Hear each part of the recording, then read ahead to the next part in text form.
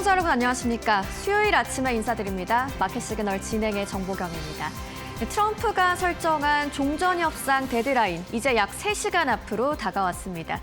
이를 둘러싼 갖가지 뉴스에 오늘도 시장이 출렁였는데요. 장 막판 중재국인 파키스탄의 2주 휴전협상 요청 소식에 시장은 반등에 성공했습니다. 3대 지수 혼조세로 오늘 마감을 했는데요. 시장의 이슈들과 우리에게 보내는 시그널까지 바로 확인해 보시죠. 마켓 시그널 본격적으로 출발합니다.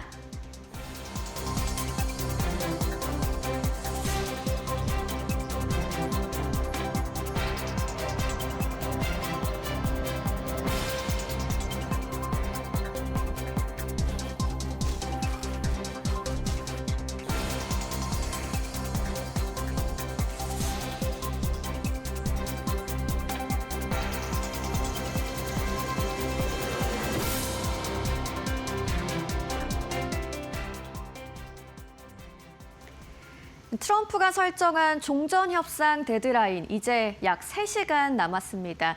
데드라인이 임박하면서 이를 둘러싼 갖가지 뉴스들이 쏟아졌고요. 주가는 온종일 출렁였습니다. 장 막판 중재국인 파키스탄의 2주간 협상 요청 소식, 그리고 이란이 이를 긍정적으로 바라보고 있다는 소식이 나오면서 지수는 오늘 혼조 마감을 했는데요. 다우지수가 0.18% 하락 마감했고요. 나스닥과 S&P 500이 상승 반전에 성공을 하면서 각각 강보합권에서 마감이 됐습니다. 오늘 자금이 흘러간 방향, 히트맵을 통해서 확인해 보시죠. 상승하는 종목들이 초록색, 하락하는 종목들은 빨간색으로 표시가 되는 히트맵인데요. 오늘 방향이 없고 개별 이슈를 통해서 종목들이 움직이는 모습을 알 수 있었습니다. 일단 빅테크 종목 그리고 M7 종목들의 움직임도 다소 엇갈렸는데요. 눈에 띄는 건 구글이 2% 상승, 그리고 브로드컴이 6% 넘게 급등한 겁니다. 이 양사가 차세대 TPU를 둘러싸고 장기 공급 계약을 체결했다는 소식에 일제히 올랐고요. 오늘 소프트웨어 쪽에서도 흐름이 좀 엇갈리는 모습. 브로드컴과 인텔을 비롯한 반도체 섹터는 대부분의 흐름이 좋았습니다. 오늘 애플도 2% 넘게 빠졌는데요. 이 폴더블 아이폰 출시가 지연된다는 소식이 있었습니다. 이후에 블룸버그 통신이 이를 부인하기는 했지만 낙폭을 줄였고요. 2% 넘게 빠지는 모습이었습니다. 오늘 테슬라도 이번 주 내내 하락세 이어가고 있습니다. 1% 넘게 빠지는 모습이고요. 오늘 소비주 쪽 그리고 경기 방어주 쪽으로 빨간불이 좀 강하게 들어왔습니다. 월마트도 3% 넘는 하락세를 보여줬습니다. 오늘 유가도 좀 출렁이는 모습이었지만 WTI와 브렌트유 모두 110달러 선 부근에 있습니다. 에너지 섹터는 초록불을 켜고 있는 모습까지 확인이 되겠습니다. 자금의 흐름과 방향, 히트맵을 통해서 확인하셨고요. 오늘 시장에 있었던 이슈들 바로 만나보시죠. 오늘 역시나 트럼프가 설정한 데드라인을 앞두고 시장이 롤러코스터 장세를 펼쳤습니다. 이란 리스크에 급락을 했다가 장 막판 휴전에 대한 기대감으로 다시 한번 반등하는 모습이었는데 이 내용 자세하게 살펴보겠습니다. 오늘 시장의 움직임 보시면요. 말 그대로 롤러코스터 장세였습니다. 이란 리스크가 나오면서 급락을 했다가 장 막판에 반등하는 모습 있었다고 말씀드렸는데 뉴스에 따라서 크게 움직였고요. 방향성이 없었다라고 볼 수 있겠습니다. 미국과 이란 양측의 입장이 어땠는지 대응까지 한번 살펴보도록 하겠습니다. 먼저 미국이 하르그 섬에 군사시설을 공습했습니다. 이란의 원유 수출 90%를 담당하는 핵심 거점이죠. 일단 석유시설은 제외했고 군사 목표물만 타격을 했는데요. 동시에 교량, 철도, 고속도로 등 주요 인프라도 타격을 했습니다. 에너지시설 직전 단계까지 진입을 한 모습인데 이 같은 이야기에 오늘 시장은 하락세로 출발을 했습니다. 이란의 입장은 어땠을까요? 이어서 보시겠습니다. 이란은 이스라엘에 대한 미사일 발사와 군사 대응을 지속했습니다. 특히나 혁명 수비대는 미국이 레드라인을 넘는다면 우리의 대응은 지역을 넘어설 것이다라는 강경한 입장을 내놨고요. 미국과 동맹국의 에너지 인프라를 공격하겠다라면서 특히 사우디 아람코를 타겟으로 할 가능성을 내비쳤습니다. 이 같은 이야기가 나오면서 나스닥 중심으로 오늘 시장은 낙폭을 키우는 모습이었습니다. 그런데 장 막판에 속보가 하나 나왔는데요. 중재국인 파키스탄의 총리가 양국에 대해서 2주간의 전면 휴전을 제안한다는 이야기였습니다. 트럼프에게는 이 마감 시한을 2주 연장해 줄 것을 요청했고요. 이란은 선의의 표시로 호르무즈 해협을 2주간 개방할 것을 요구했습니다. 이 같은 소식에 시장은 휴전에 대한 기대감이 커지면서 낙폭을 축소했고요. 일부 지수는 상승 반전에 성공을 하기도 했습니다. 크고 작은 갖가지 뉴스가 나오면서 시장이 상당히 불안감을 내비치고 좀 크게 흔들리는 모습이었는데 이에 대해서 월가의 해석과 전망을 한번 정리해봤습니다. 하나씩 살펴보면요. 먼저 오늘 밤에 완전하고 최종적인 합의에 이를 것은 어려워 보인다라는 입장도 있었고요. 지금 같은 불확실성이 지속된다면 매물의 출회 가능성이 높다. 하지만 단기적으로는 반짝 반등도 가능할 것이다라는 입장도 있습니다. 하나 더 살펴보시죠. 시장은 트럼프 리스크 그리고 실제 전쟁 사이에서 표류하고 있다. 현재 유가 115달러는 시작에 불과할 뿐이다라는 이야기도 있었고요. 가장 좀 공감이 되면서도 간단 명료했던 이야기는 지금 그저 초조하게 지켜볼 뿐이다라는 입장도 있었습니다. 월가의 입장을 한번 종합적으로 결론 지어보면요. 결국 지금 합의 가능성은 다소 낮게 보고 있습니다. 결과가 나올 때까지는 포지션을 축소하는 것을 추천했고요. 방향성을 잡아서 베팅하는 것은 일부 회피하는 모습도 보이죠. 결국 월가도 지금은 판단을 멈춘 상태라고 볼 수 있겠습니다. 현재 시장은 전면 충돌인지 아니면 협상이 이루어질지 이 기대감이 좀 혼재되어 있는 상황입니다. 이제 데드라인 우리 시간으로 오전 9시 약 3시간가량 남았습니다. 이후에 시장은 방향을 결정할 텐데요.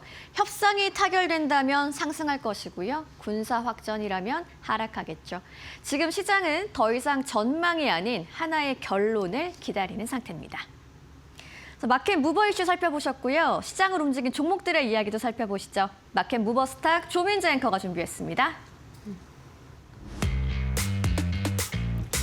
시장을 움직인 마켓모버 스탁 바로 보겠습니다. 오늘 나스닥의 주인공은 바로 브로드컴이었죠. 6% 이상 급등하는 모습 포착이 됐습니다.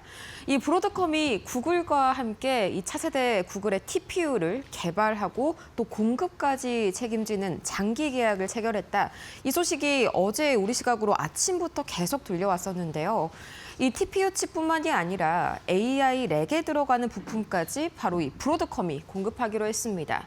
또 이 AI 렉은요, 내년부터 엔트로픽이 사용하게 되고요. 3.5기가와트, 무려 300만 가구가 동시에 쓰는 전력량에 맞먹는 어마어마한 공급 규모입니다. 다르게 또 표현을 해보자면 이 엔비디아에 대한 의존도를 낮추기 위해서 엔트로픽과 브로드컴, 구글 간의 삼각동맹이 한층 더 굳건해졌다. 엔비디아에게는 아무래도 부담스러운 재료로 이 포착이 됐다라고 해석을 할 수가 있겠고요.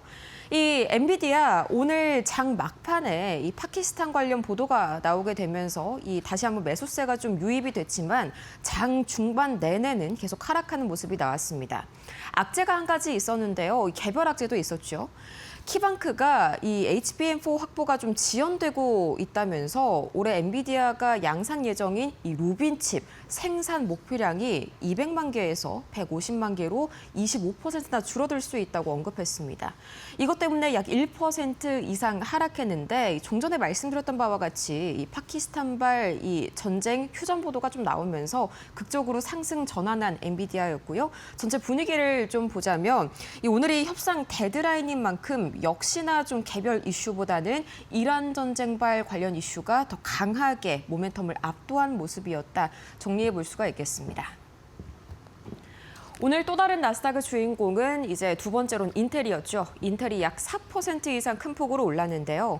테슬라의 반도체 자립 프로젝트라고 할 수 있죠. 이 테라팹 프로젝트에 합류하겠다는 소식을 밝힌 인텔, 오늘 주가가 4% 이상 올랐고요. 이 반면에 테슬라는 이런 소식에도 불구하고 1.75% 하락했습니다. 아직까지는 이 주가가 좀 60% 이상 하락할 수 있다는 JP모건 보고서에 이 충격이 여전한 그런 모습이고요. 실제로 테슬라는 지금 차를 만들어도 안 팔리는 물량만 5만 대가 넘습니다. 재고가 이 역사상 최대에 달하는 상태죠. 역시나 좀 전기차 세액공제가 폐지된 그 영향이 이제는 실적으로 좀 여실히 드러나고 있는 테슬라다. 이 때문에 인텔 관련 이슈도 테슬라의 이 하락을 방어해내지 못했다라고 해석을 할 수 있겠고요. 애플은 이 올해 9월 달에 공개 예정이었던 폴더블 아이폰이 기술적인 문제로 출시가 지연될 수 있다는 보도가 나왔습니다. 이것 때문에 장중에 약 3% 이상 하락하기도 했는데요. 다행스럽게도 이 블룸버그의 반박 보도가 나오게 되면서 2%까지 이 낙폭을 좀 줄이는 애플이었습니다. 또 이렇게도 한번 좀 해석을 해볼 수가 있겠습니다. 이제 밤사이에 워낙 강하게 이제 매크로 이슈가 한 가지가 있었는데 3월 달에 뉴욕 연은 설문조사에서 유가가 워낙 급등했다 보니까 소비 심리 위축이 확인이 됐고요. M7 중에서는 소비주에 해당하는 테슬라, 애플에게는 직격탄이었구나 이렇게 볼 수도 있겠죠. 이제 개별주 이슈, 오늘은 개별주라기보다는 하나의 섹터를 좀 통째로 들고 왔는데요. 이 유나이티드 헬스케어가 9%, CVS 헬스가 6%, 휴마나가 8% 가까운 상승세를 보였습니다. 한마디로 민간 건강보험사들이 급등한 거죠. 이 다른 이슈가 있었던 게 아니라요. 밤사이에 이 미국의 메디케어 어드밴티지, 쉽게 얘기하자면 어르신들을 위한 민간 건강보험이 있는데요. 여기에 정부 지급률이 인상됐습니다. 내년에만 130억 달러, 우리 돈으로 18조 원이라는 어마어마한 추가 자금이 투입되게 됐는데 당연히 메디케어 지급액이 늘어나면 이 보험사들이 받는 돈도 늘 테고요. 수익성도 개선되겠죠. 덕분에 민간 보험주들이 오늘 큰 폭으로 급등했습니다. 이어서 원자재 가격과 매크로 흐름도 살펴보시죠. 이 전형적으로 이란 전쟁이 진정될 때 나오는 흐름이 좀 포착된 하루였습니다. 이 WTI 장중에는요 거의 115달러까지 올라가기도 했습니다.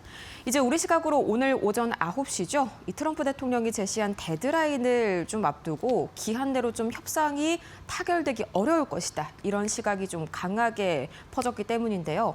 다행히도 좀 장 막판에 이 파키스탄 총리가 양측에다가 2주간 휴전을 추가로 하는 것이 어떻겠느냐 이런 제안을 했다는 보도가 나왔습니다. 덕분에 이 WTI는 지금 111달러까지 상승폭을 줄였고요.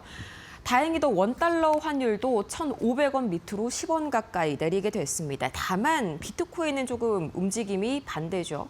이 전일 3% 급등이 나왔기 때문에 오늘은 좀 약간의 되돌림이 나왔구나라고 해석하시면 되겠고요. 이 금값은 다시 한번 상승하고 국채 금리가 소폭 하락하는 전쟁 진정 국면에 약간 접어든 그런 매크로 흐름이었다 정리를 해볼 수가 있겠습니다. 지금까지 뉴욕 증시 마감 상황 봤습니다.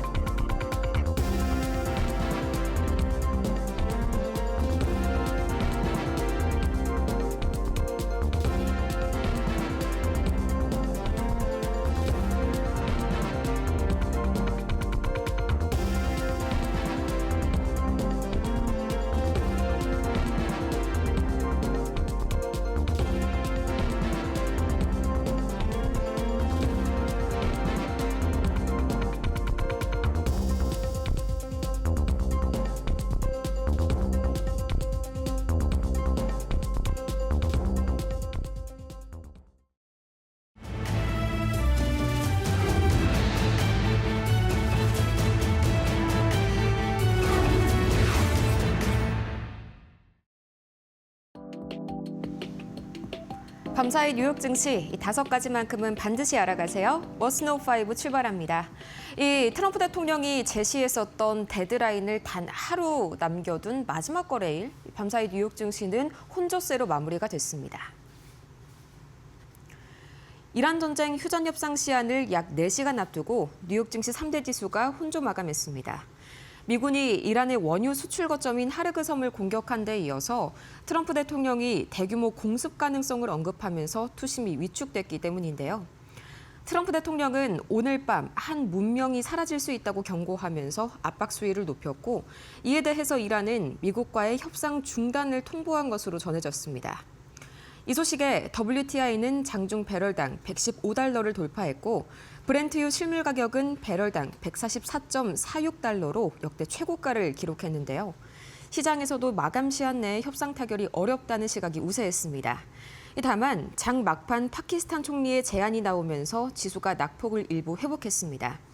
트럼프 대통령 측에게는 마감 시한을 2주 연장할 것을, 이란 측에게는 같은 기간 호르무즈 해협을 개방할 것을 촉구했다는 보도에 나스닥과 S&P 500 지수는 상승 반전하면서 강보합권의 거래를 마쳤습니다.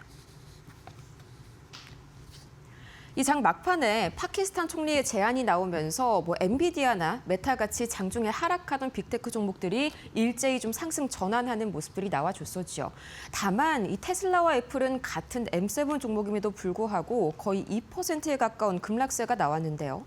이렇게 차별화가 진행된 이유, 바로 소비 심리가 크게 위축됐다는 시그널이 나왔기 때문입니다. 뉴욕 연은의 3월 소비자 설문조사에서 단기 인플레이션 기대치가 다시 상승한 것으로 나타났습니다. 특히 휘발유 가격 상승 우려가 커지면서 1년 기대 인플레이션이 3.4%로 올랐고요. 연료비 상승 전망은 9%대까지 크게 급등했습니다. 이와 함께 소득이 늘어날 것이란 기대는 낮아진 반면에 내년에 실업률이 악화될 것이란 우려는 크게 높아졌는데요. 당연히 그 여파로 가계의 재정 전망이 악화됐겠죠. 실제로 1년 뒤에 재정 상태가 더 나빠질 것이다라고 보는 가구의 비중이요. 지난해 4월 이후로 최고치를 기록하면서 소비 심리가 위축된 모습이 확인됐습니다. 이 소비 둔화 우려가 커지면서 관련주들에게도 부담이 가중됐는데요.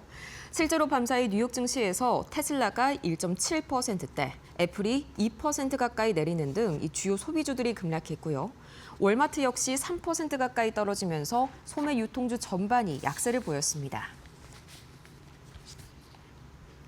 이 반면에 오늘 섹터 중에서 이 상승부를 유난히 강하게 켰었던 부분도 있었죠. 바로 민간 건강보험사.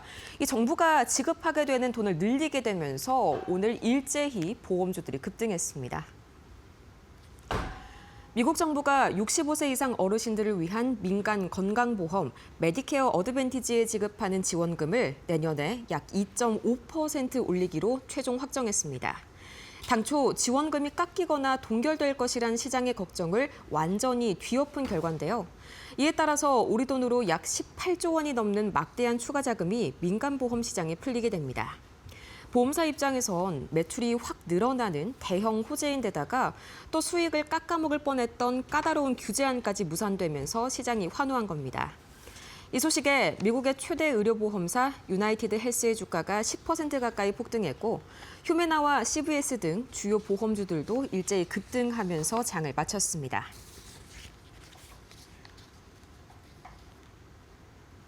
여기에 오늘 이 나스닥의 상승을 이끌어준 주된 재료였죠. 브로드컴이 거의 6% 이상 상승했는데요.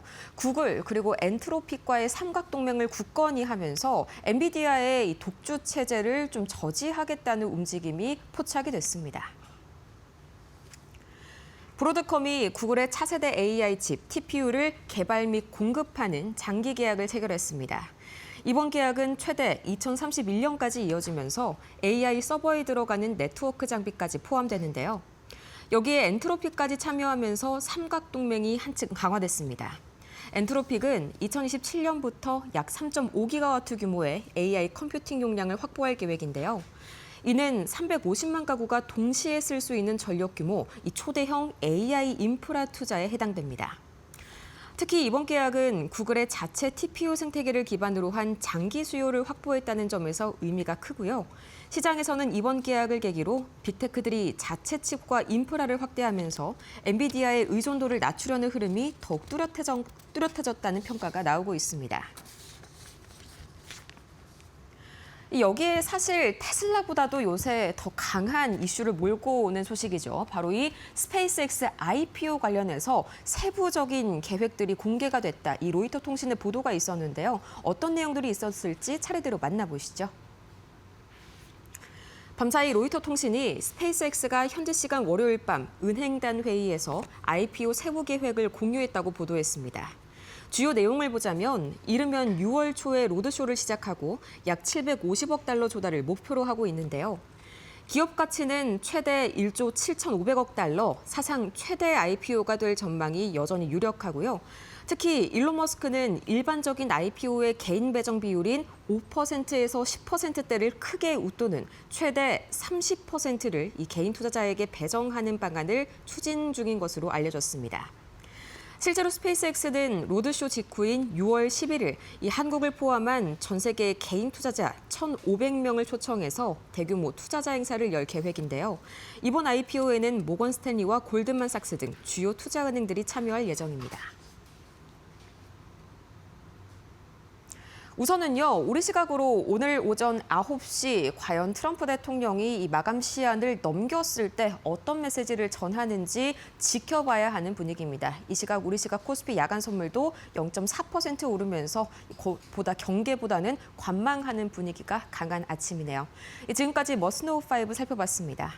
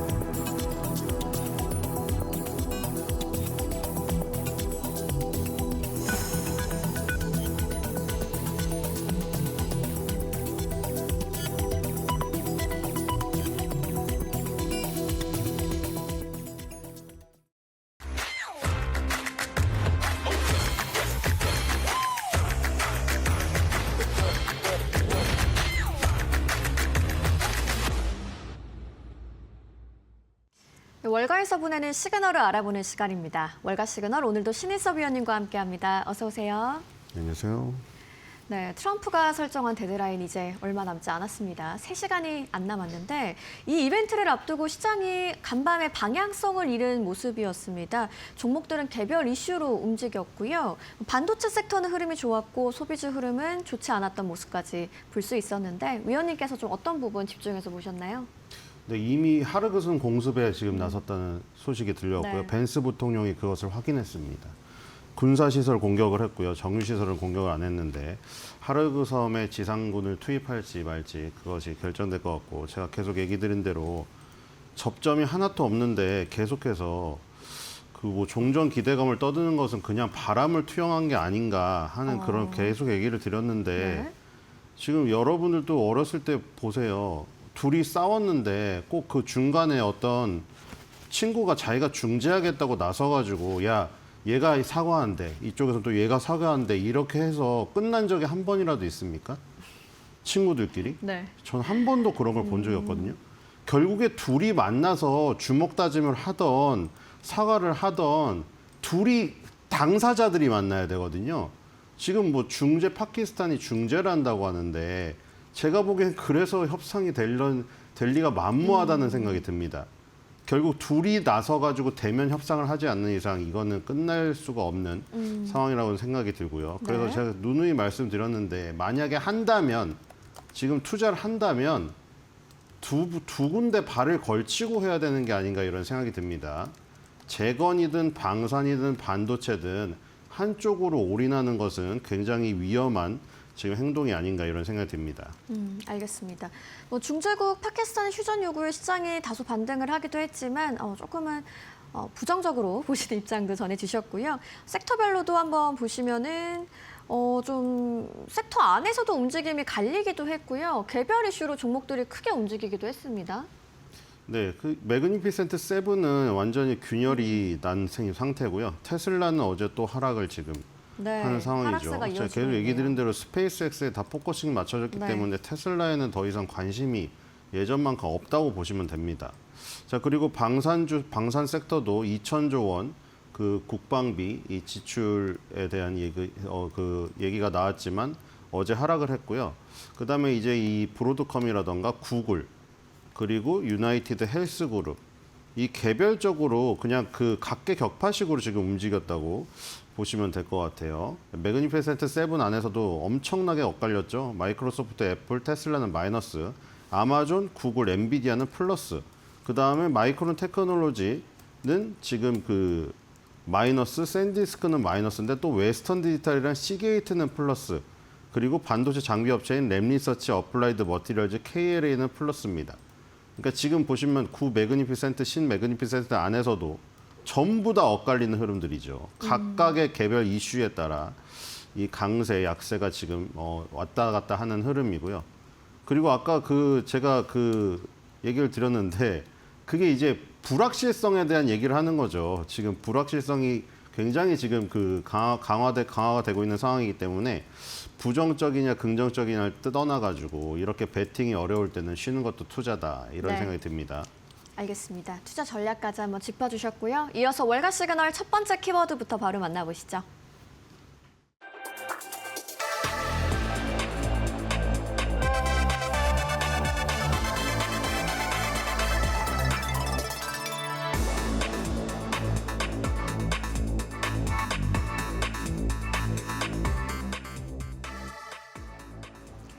브로드컴과 구글이 차세대 TPU 공급 계약을 맺었습니다. 엔트로픽의 AI 인프라를 제공하게 되는데요. 2031년까지 강하게 묶인 두 회사입니다. 브로드컴과 알파벳의 동맹, 혈맹이라고 불러도 될 것 같은데 오늘 키워드 첫 번째 이야기로 한번 이야기 나눠볼까요? 네, 오픈 AI만 쏙 빠지고 딱 이제 둘이 가장 지금 네. 뜨거운 둘이 만났죠. 엔트로픽도 지금 조기 상장을 한다는 소식이 있는데 엔트로픽의 상장과 스페이스X의 상장 이번 연도 하반기 최대 이슈입니다. 맞습니다. 지금 클로드가 지금 엄청나게 떠오르고 있는 상황이고 클로드 코어부터 시작해서 클로드 서비스가 나올 때마다 기존의 구독형 서비스 소프트웨어들이 움찔움찔거리고 지금 시장에서 줄줄 흘러내리고 클로드의 공습에 덜덜 떨고 있죠. 거기다가 전쟁에서 얼마나 중요한 역할을 했는가.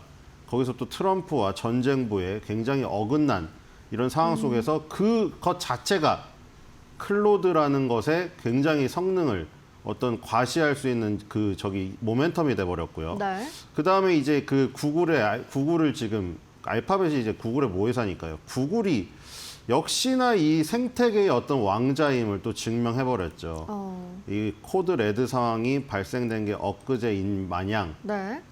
금세 오픈 AI가 점령했던 선점 효과를 싹 다 뺏어갔습니다. 네, 골드만삭스가 브로드컴과 알파벳의 장기 계약 체결을 발표했네요. 그 내용 준비해 주셨는데 이거 보면서 이야기 좀 나눠보죠. 네, 브로드컴은 바로 지금 결국에는 엔비디아의 그 빈자리를 치고 들어간 거죠. 구글과 엔트로픽이 결국에 아까 말씀드린 대로 지금 LLM의 경쟁에서 처음에 오픈 AI의 챗GPT가 완전히 선점을 누리고 있었는데 그 자리를 싹 다 뺏어갔습니다, 지금.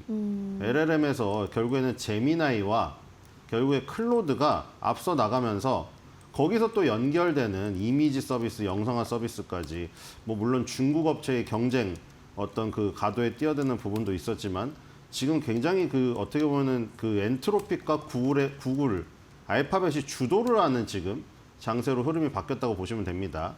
여기에서 그럼 브로드컴은 어떤 역할을 했는가? 엔비디아가 네. 이제 범용 칩으로 굉장히 권세를 누리다가 지금 엊그저께인가요? 저희가 주제로 다뤘었잖아요. 엔비디아가 스펙을 계속해서 올리면서 젠슨왕 회장이 새로운 거 들고 나올 때마다 열광하던 흐름에서 어디로 갔죠? 마이크론 테크놀로지, 삼성전자, 이 SK하이닉스의 HBM 저장 장치 쪽으로 포커싱이 맞춰졌다가 그다음에 이제 어디까지 갔습니까? 전력 인프라로 갔잖아요. 엔비디아의 스펙이 아무리 칩이 높아져 봐야 병목 현상 때문에 그 칩의 스펙을 온전히 누릴 수가 없는 상황까지 지금 간 거예요. 그러다 보니까 전력 인프라를 확보해야 된다. 그래서 광통신 관련 이 섹터가 지금 뜨고 있었잖아요. 엄청나게. 우리나라에까지 영향을 미쳐서 우리로라던가 광전자 같은 업체가 연일 상한가를 가는 이런 흐름까지 퍼졌습니다. 네. 그런 와중에 브로드컴은 엔비디아 범용 칩에 저 시장에 그냥 뭐 맞짱을 지금 뜰 때는 아니다 이러면서 우리는 맞춤형 칩으로 나가면서 조금 스펙을 줄여보는 게 어때 네네. 하면서 엔비디아의 그림자 전략으로 나갔던 게 대성공을 거뒀죠. 그리고 지금 이제 범용 칩보다 이런 인공지능 추론에 특화된 맞춤형 커스터마이징을 했던 것이 여기서 지금 꽃을 피운 거죠. 알파벳과 엔트로픽의 이 그 브로드컴이 딱 전략적 협력 관계에 틀 속에 들어가면서 그래서 이제 구글의 TPU죠. 텐서 프로세싱 유닛 이 칩 이것을 개발 및 공급해서 엔비디아 말고 그 구글의 TPU를 구글의 알파벳 그다음에 엔트로픽에 제공하는 이 부분이 지금 그 계약의 주요 내용입니다. 그래서 브로드컴, 알파벳, 엔트로픽의 3사 전략적 협업 관계가 확대된다. 여기에 지금 저기 포인트가 찍힌 것이고요. 결국에 AI가 계속 AI 수의 확대를 누릴 수 있는 것은 엔비디아 범용 칩뿐만이 아니다. 네. 물론 엔비디아도 그 말씀드렸다시피 뭐 마벨 테크놀로지나 이런 것들을 인수하면서 생태계 확장을 지금 노리고 있는데 거기서 큰 변화가 뭐였죠? 무조건 우리 칩만 써. 무조건 우리 쿠다 생태계만 뭐 거기 몰입되어 있어. 매몰되어 있어. 여기서 어떻게 바뀌었죠? 개방형으로 바뀌었다고 말했잖아요. 네. 너네 칩을 써. 대신에 우리 생태계 안에 좀 들어와 줄래? 이렇게 바뀌었다고 했잖아요. 바로 그런 것들이 브로드컴 같은 이런 후발주자가 계속 엔비디아를 압박했기 때문에 엔비디아의 그런 전략을 이끌어낸 거거든요. 지금 브로드컴이 결국에는 그 사이에서 꽃을 피운 거고 네. 파인9이라고 불렀던 거 오라클하고 브로드컴이 붙은 거잖아요. 매그니피센트 7에 두 종목이 붙어서 우리가 파인9으로 불렀던 건데 오라클은 아직도 어떻게 보면 그 수렁에서 못 빠져나오고 있어요. 주가가. 네. 근데 브로드컴은 꽤 많은 반등을 지금 이루고 있습니다. 그렇기 때문에 파인9에서 어떻게 보면 파인8으로 지금 바뀐 게 아닌가. 물론 매그니피센트 7의 위세도 많이 약해졌지만 굳이 8개 종목을 꼽자면 이제 오라클보다 브로드컴이 조금 더 회복력이 좋다 이렇게 보이고요. 골드만삭스에서도 투자 의견을 매수로 유지하면서 목표 주가는 $480로 상향했습니다. 네, 그렇습니다. AI 인프라 핵심 파트너십으로 장기 고정이 되면서 브로드컴의 수혜 구조가 확정되는 모습인데요. 간밤에 이런 호재로 브로드컴 6% 넘게 올랐고요. 구글도 2% 넘게 오른 모습을 앞서 히트랩을 통해서도 확인을 하셨죠. 이 브로드컴의 눈송이 분석을 보니까 굉장히 이렇게 원형에 크게 있던데 이거 한번 보면서 얘기해 볼까요? 네, 브로드컴이 어제 6%니까 네. 뭐 대부분의 IT 종목 중에서 그냥 군계 일학이었습니다. 상당히 6%대는 급등했죠. 없어요. 인텔이 네네. 4% 올랐는데 6%는 브로드컴이 유일했습니다. 맞습니다. 자, 그리고 뭐 거의 완벽한 지금 그러게요. 모습을 보이고 있습니다. 배당까지 많이 주니까 이건 배당 성장주의 흐름이죠. 저런 기업이 거의 없습니다. 저번에 로키드 마틴에서 봤는데 배당까지 많이 주기가 어렵거든요. 사실 성장을 하려면 배당에 뺄 돈이 없어요. 배당에 뺄 돈을 투자를 해야죠. 그런데 지금 요 브로드컴 같은 경우에는 배당을 주면서도 성장을 하고 있다. 로키드 마틴의 트럼프가 계속 요구하지 않았습니까? 너네 배당 그만 주고 생산 돌려. 우리 지금 미사일 없다. 이런 얘기를 하잖아요. 그만큼 어려운 거예요. 성장을 하면서 한다는 게. 브로드컴은 완벽한 오각형 기업이라고 할 수가 있겠고요. 네. 육각형, 오각형. 자, 그리고 이제 그 추세선을 돌파를 했네요. 고점과 고점을 연결한 추세선과 51선과 200일선. 이 모든 저항을 지금 돌파하고 있습니다. 그렇죠? 50일, 200일선을 동시에 지금 돌파하는 모습에 고점 추세선까지 돌파했죠. 이제 그 다음 저항은 지금 $350 정도에 위치하고 있는 모습입니다. 자, 이거 많이 회복했죠. 지금 오라클의 차트를 지금 보여드리기가 그런데 찾아보시면은 파인9이라고 불렀던 그 당시의 흐름과는 전혀 지금 동떨어진 엄청난 추락이 있었거든요. 지금 브로드컴은 많이 안 빠졌습니다. 네. 저기 보시면 $420가 최고가거든요. 저희까지 이제 다시 한번 진군할 수 있는 어떤 힘을 비축했다. 이렇게 보시면 될 것 같아요. 자, 그리고 브로드컴 매출 성장 엄청납니다.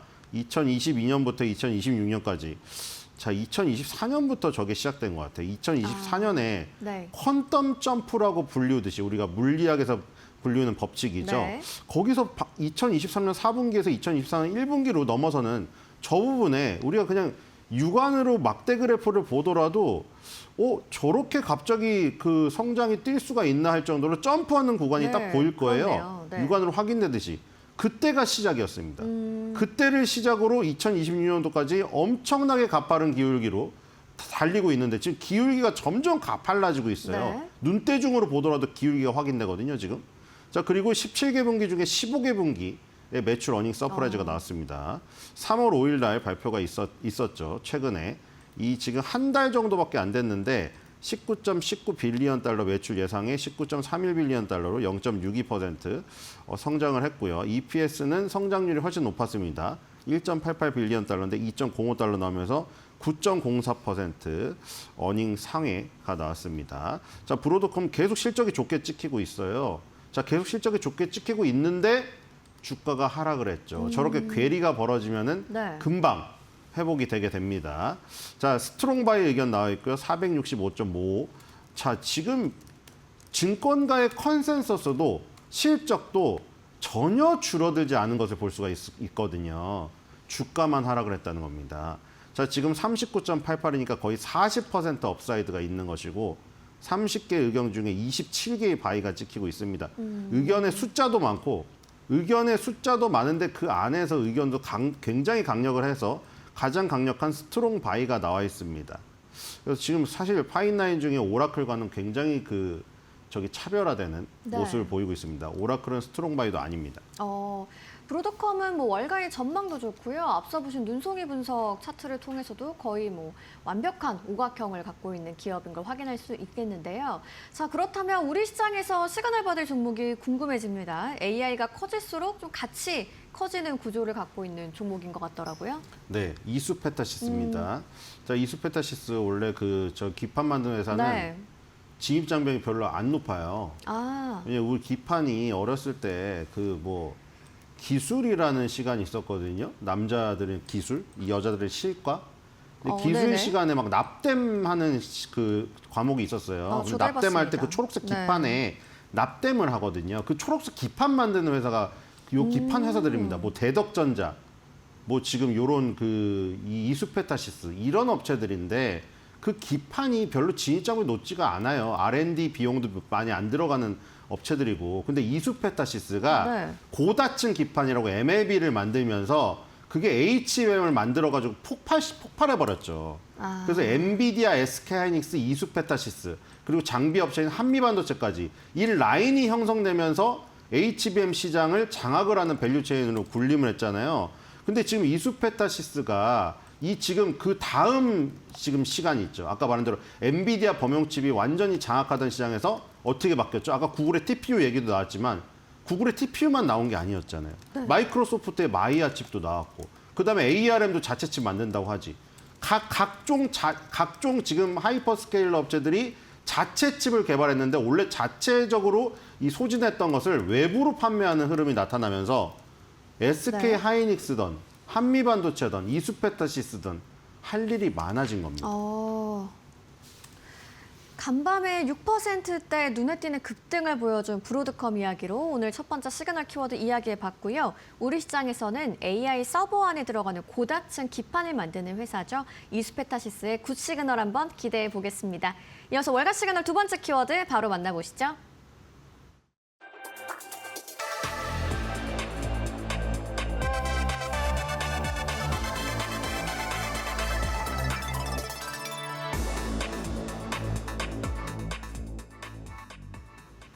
미국 메디케어 요율이 인상됐습니다. 가장 큰 변수였던 정부 리스크가 사라지면서 미국 최대 의료보험사 유나이티드 헬스의 숫자도 다시 올라가게 됐습니다. 두 번째 시그널 키워드 유나이티드 헬스의 수익성 개선으로 준비해 주셨습니다. 이야기 한번 나눠보죠. 네, 유나이티드 헬스그룹 정말 초장기 상승하던 주가였는데 작년 말이었나요? 악재가 다 겹쳐버렸죠. 네. 뭐 CEO가 피살당하는 일까지 벌어졌어요. 그 도심 한복판에서. 자, 그리고 그 실적 악화 때문에 주가가 갑자기 폭락을 해서 요동을 쳤거든요. 원래 이 워렌 버핏도 좋아하던 굉장히 안정적인 기업이었는데 그러다가 지금 최근에 다시 흐름이 좋아지고 있는 상황입니다. 조금 뭐 좋아졌다기보다는 회복을 하려고 몸부림을 치는. 왜냐하면 이게 사실 트럼프 정권에서는 별로 좋지 않은 어제 말했듯이 국방비에다가 2,200조를 쏟고 제가 린다 맥마은 얘기를 했잖아요. 교육부 장관 시켜가지고 교육비 그 주정부에서 나가는 거 다 뺐잖아요. 그거를 다 국방비로 달라는 건데 이런 것도 다 줄인 겁니다. 왜냐하면 이게 오바마 바이든 때부터 이어지던 정책이거든요. 뭐냐면 이런 유나이티드 헬스그룹 같은 민간보험을 강조해가지고 여기에서 지금 돈을 좀 많이 지급하는 쪽인데 트럼프는 이런 것들이 줄줄 새고 있다 엉뚱한데 뭐 앨런 머스크 시켜서 그것도 했잖아요. 우리나라 왜 이렇게 150살이 많냐? 150살에서 200살이 네. 타먹는 게 많답니다. 아. 150살에서 200살이 진짜 있는 게 아니라 없는 거죠. 그래서 그런 것들을 다 빼기 때문에 분리했는데 네. CMS라는 곳을 CMS에서 이제 그 돈을 주는 곳을 돈을 주는 요율을 결정하는 정부 기관이라고 보시면 됩니다. 네. 거기서 2007년도 내년도죠. 메디케어 어드밴티지 요율. 그러니까 이게 높을수록 좋은 겁니다. 그다음에 메디칼 로스 레이터 있죠. 저거는 낮을수록 좋은 겁니다. 아. 유나이티드 헬스그룹 입장에서. 네. 메디컬 로스 레이트는 높으면은 많이 의료비가 실제로 지출되는 거예요. 저 보험에서. 사실 민간 보험이랑 공적 보험을 대신하는 거죠. 우리나라의 국민보험 같은 게 건강보험 같은 게 없기 때문에 저런 민간 보험이 대신하는 거예요.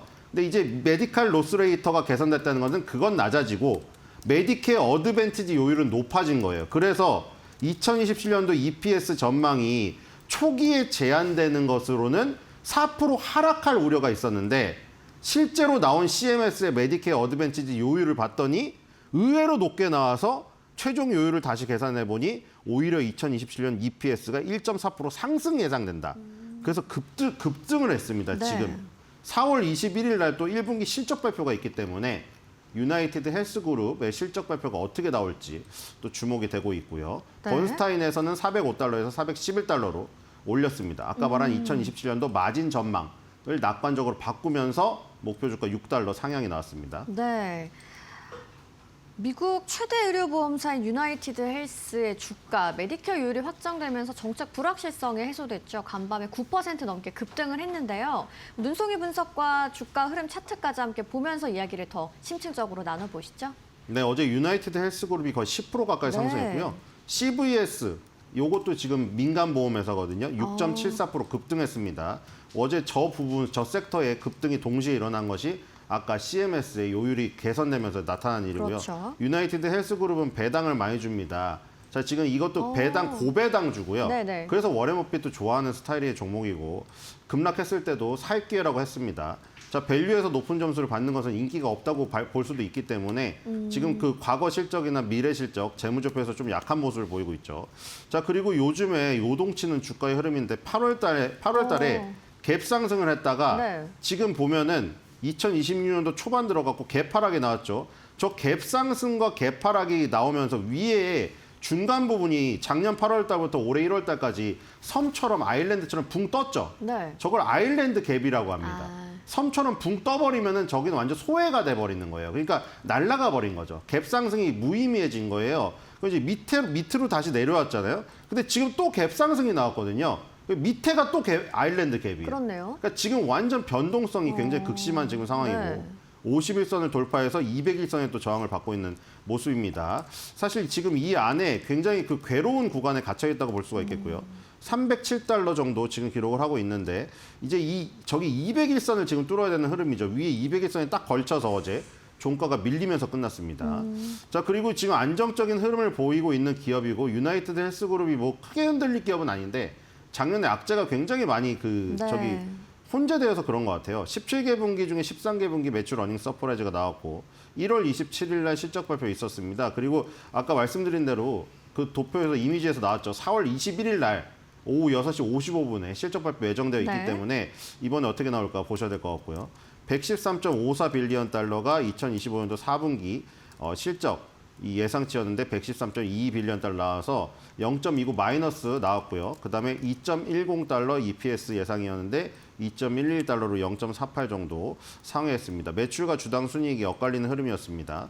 자, 그리고 이것도 의견은 상당히 좋네요. 스트롱 바이가 나와 있습니다. 그러네요. 365.95달러인데 18.94% 업사이드가 있고 23개 의견 중에 18개 바이에 5홀드가 있습니다. 어쨌든 뭐 위치는 굉장히 다릅니다만 지금 브로드컴이랑 지금 유나이티드 헬스그룹은 스트롱 바이 의견이 나와 있습니다. 네. 주가 흐름은 다소 변동성이 컸던 유나이티드 헬스케어인데요. 월가의 의견은 강력 매수입니다. 그리고 실적 발표 4월 21일로 얼마 남지 않은 상황이네요. 우리 시장에서 좀 시그널 받을 종목이 궁금해지는데 역시나 헬스케어 서비스 쪽에서 좀 찾아볼 수 있을까요? 근데 우리나라는 뭐 국민 건강보험이 워낙에 좋기 때문에 사실 욕을 엄청 하지만 그렇죠. 내가 한 번도 난 병원 간 적 없다. 근데 왜 이렇게 직장인만 다 뜯어가냐 유리지갑으로 뭐 이렇게도 하는데 네. 정말 도움받을 때 큰 병에 걸렸을 때 큰 돈을 절약하게 되는 것을 깨달을 때가 올 겁니다.